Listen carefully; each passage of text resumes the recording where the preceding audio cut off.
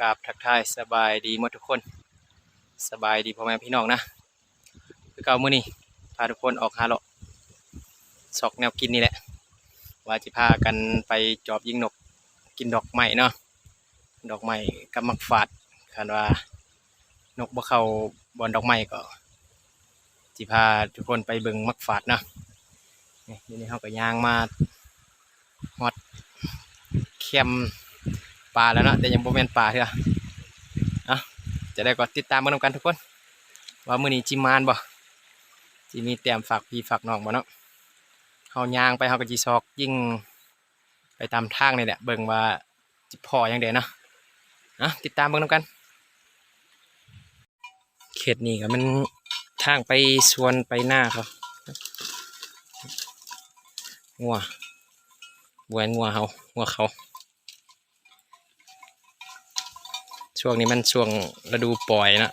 เขาจะปล่อยให้มันหากินเองเดี๋ยวฮอดยามเฮ็ดหน้าแล้วจึงพากันเอาเข้าคอก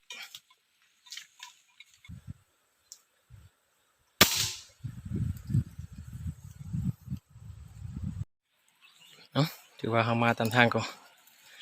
เลาะยิงนกมาก็ได้ยิงบัดหนึ่ง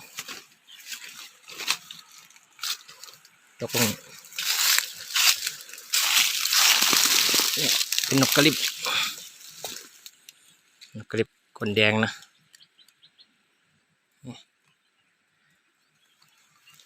ไปเอาที่จอบยิงไปเต็มพอได้ปิ้งกินเขาก็มาฮอดดอกทองล่ะมันเป็นดอกใหม่นะคือว่านี่คือว่าเห็นนกเขาลายแบบมื้อนี้มาจะว่านกบุเขาว่ะมันเป็นดอกแดงๆเลยทุกคนนกบุเขากันบุเขาจะได้พากันไปยิงมักฝาดมาแหละมาก็เห็นนกอยู่แล้วบัดเขามาฮอดแล้วมันก็บินพายไปหมด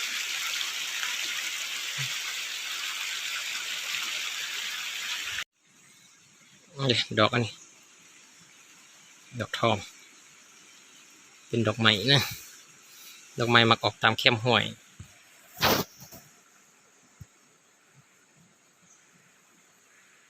กำลังออกแล้วก็ออกไว้หล่นไว้คนอันนี้นกบุเข้าขอจิท่าในนึงก่อนเบิ่งว่ามันนกชิมาบ่มาก็จะได้ยิงถ้าบ่มาแล้วเขาจะพากันไปหากกฝาด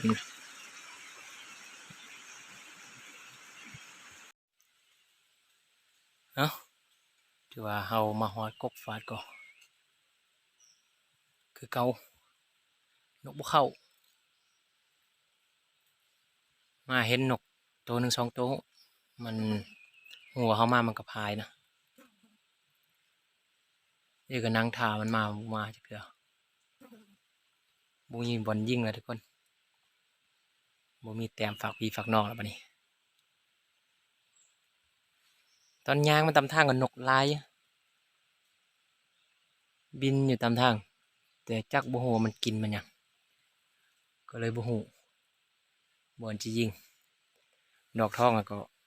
บูเข่ามันต้องมีหมากทุกคนแต่เขาซอกบ่เห็นมันไปอาจารย์เฮาจีพากันยางเมื่อเบิ่งมักให้สุดนั้นมันบ่ทันสุกเนาะแล้วเมื่อเบิ่งว่ามันสุกหมดแล้วบ่หรือว่าหมดแล้วเฮาก็บ่ฮู้เนาะไปนี่คน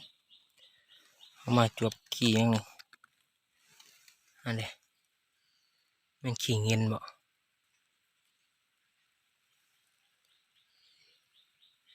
มีช่องบอลนี่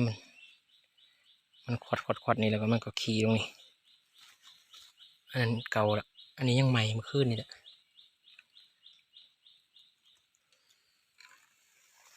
เงินมันเลาะตามนี้บ่เลาะกินปีตามนี้ฮะ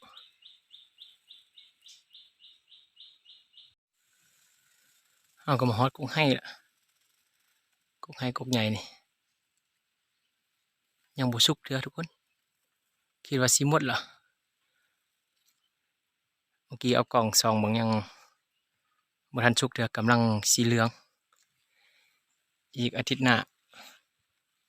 น่าจะสุกแล้วเมื่อยเฮาจิไปทางใดต่อบัดนี้มีแต่สิพาทุกคนไปเฝ้ามักฝาดชมฝาดพุ่นล่ะติเนาะเบิ่งว่าจีได้ยิงจักโตสองโตบ่ไปทางใดก็บ่มีล่ะบ่มีทางไปล่ะไปเฮาจิกลับไปหากกสมฝาดพุ่นล่ะ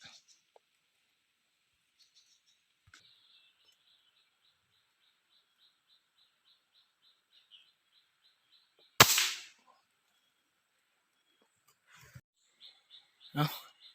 เฮาย่างลงมาไกลกกฝาดก็ยิงนกเสียวไปบัดหนึงยิงคิดว่าจีบ่ตกบินมาแล้วมาตกอยู่ตอนหน้านี่เดี๋ยวจิไปเก็บ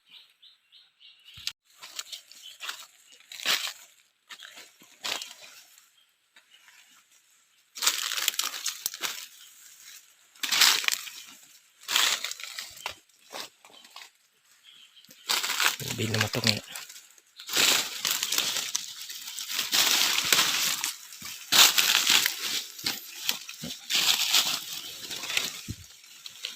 นกเสียวหน่อย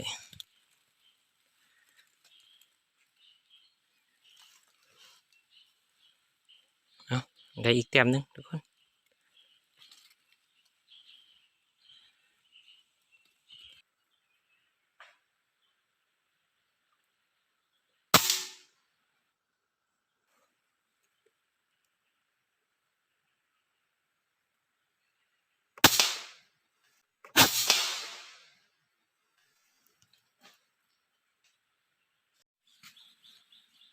เอ้าถือว่าเฮามานั่งเฝ้ากกฝาดก็ได้ยิงนกเขียวไปตัวหนึงตกลงหลุมพุ่นเดี๋ยวเฮาจิไปเก็บเบิ่งแต่เฮามานั่งนี่มันก็ได้ยิงสองเทื่อเนาะนกกระลิบเทื่อหนึงบ่ถึกแล้วนกเขียวตัวหนึงตกลงหลุมเดี๋ยวเฮาจิพากันไปซอกเบิ่งว่าสิเห็นบ่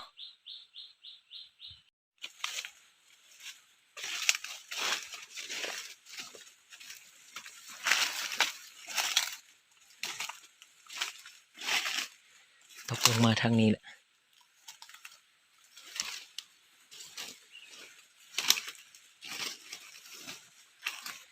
ตัวจอนก็หลายเด้ตกคันเฮาปะโดนแล้วจอนมาเอาไปกินนี่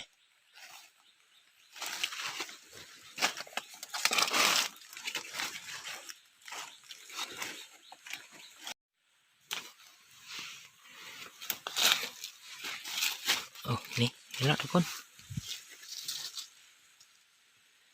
นี่นกเขียว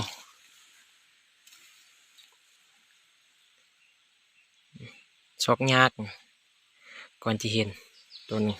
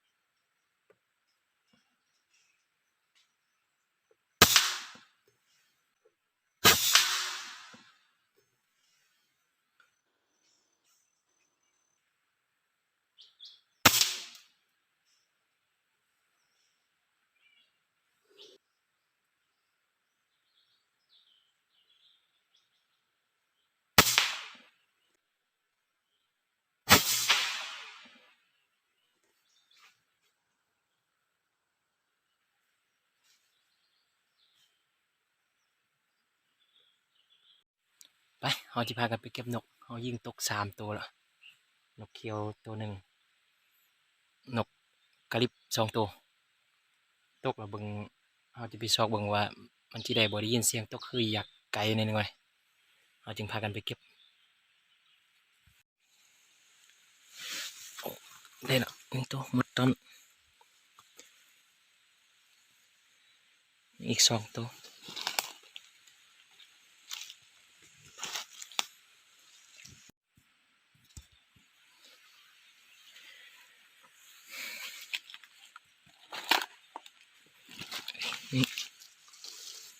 เขียวอีกตัวนึงยังนกกระลิบอีกตัวนึง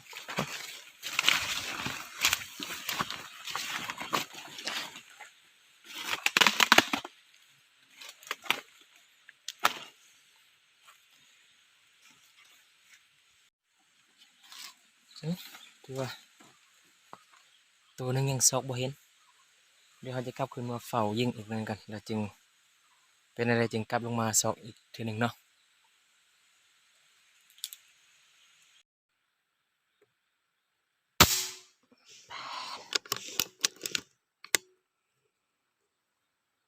ลืมใส่ลูกทุกคน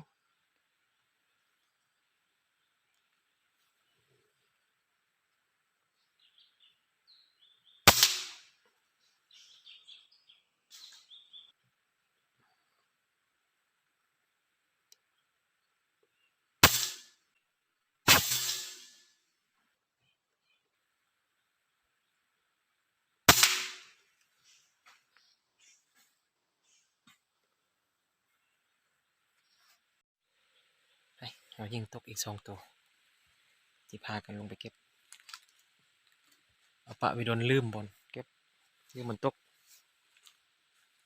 ลงไปบดึงเขาจึงขึ้นมายิงอีกหน่อยนึงมันก็ไก่จีคำละทุกคนมันไก่จีมืดละ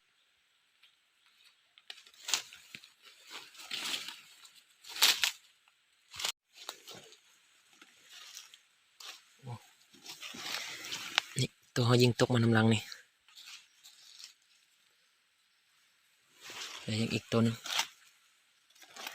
ตกมาทางนี้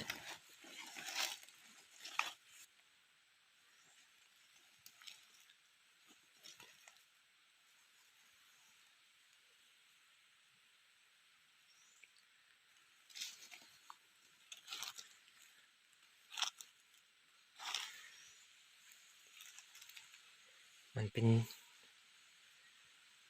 ซีกับเดินยาวทุกคนก็เลยซอกยัก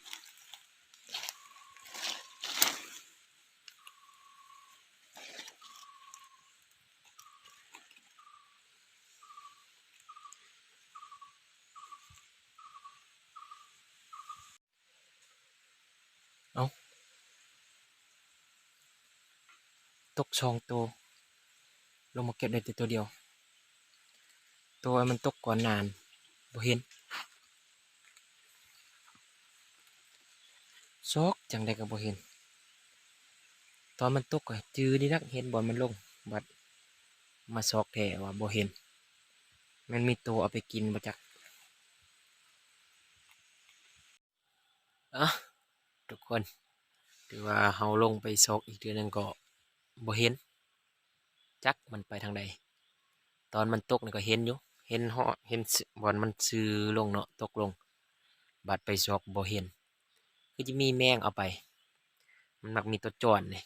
เอาไปไว้ชุดพอแต่ตกลงแล้วมันสาบข้าวเนาะสาบเลือดนี่มาไว้ชุดแมงตัวจอนนั่นเนาะสันที่ว่ามื้อนี้เฮาก็พอมีแต้มพากันย่างเลาะไปเลาะมาบัดสุดท้ายก็กลับมาบ่แล้วกับกกฝาดคือเก่ากกส้มฝาดนี่เนาะมานั่งยิงตอนแรงๆนี่ก็พอได้ปิ้งนี่แต้มของเฮานี่แต้มของเฮาพอได้ปิ้งตอนแรงได้6 แต้มทุกคนนกเขียว2นกสาด1อันนี้นกกระลิบเนาะแล้วนกเสี้ยวหน่อยตัวนึงนี่เอาทุกคนก็ฮักพอได้ปิ้งพอมานอยู่มีแต้มอยู่เนาะสันถือว่าการหาอยู่หากินเฮาก็จะได้ปะซ้ำนี้ก่อนและวิดีโอนี้ก็จะได้ปะซ้ำนี้คือกันทุกคนขอขอบใจผู้ที่เข้ามาติดตามและผู้ที่เข้ามารับชมเนาะพอกันในวิดีโอหน้าเด้อขอขอบใจทุกคน